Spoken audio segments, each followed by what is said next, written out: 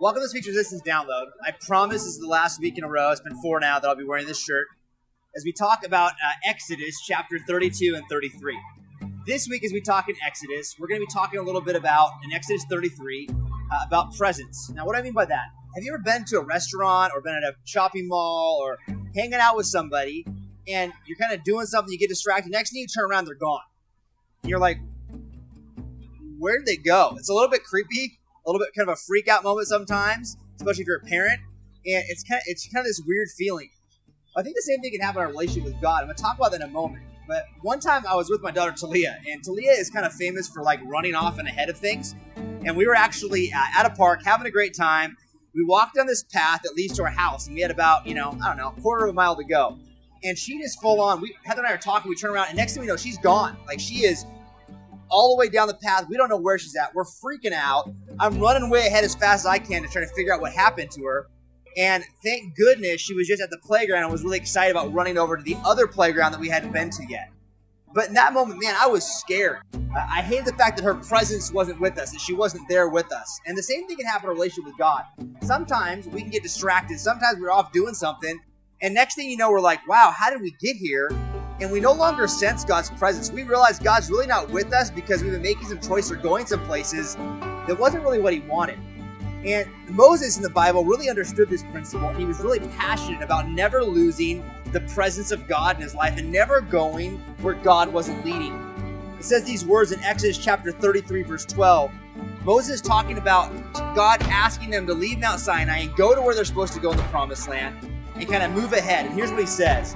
Moses said to the Lord, "See, you say to me, bring up this people, but you have not let me know whom you will send with me.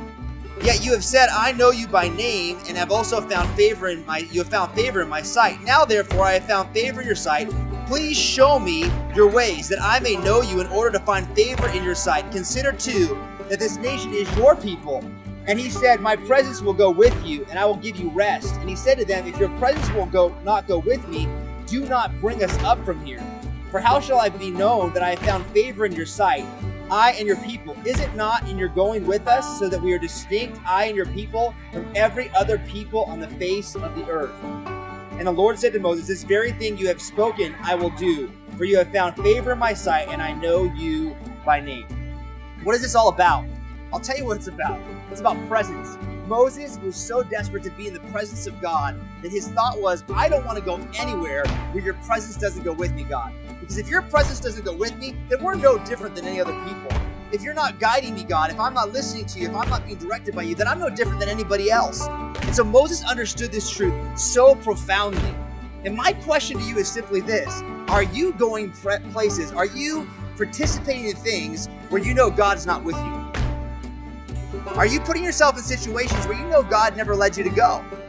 Because if you are, you may be finding yourself in a place that Moses didn't want to be, apart from God's presence. And there's nothing scarier than going somewhere and knowing that God didn't take you there, knowing that God didn't direct you.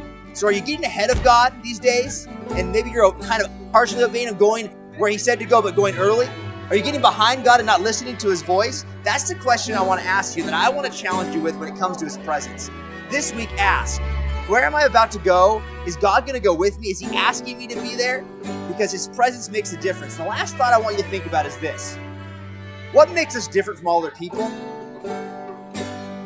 What makes us different is God's presence being with us, his power and his authority, the ability to hear him and pray for somebody and see him made well, the ability for us to give a word from God to somebody else. His presence is what makes us different.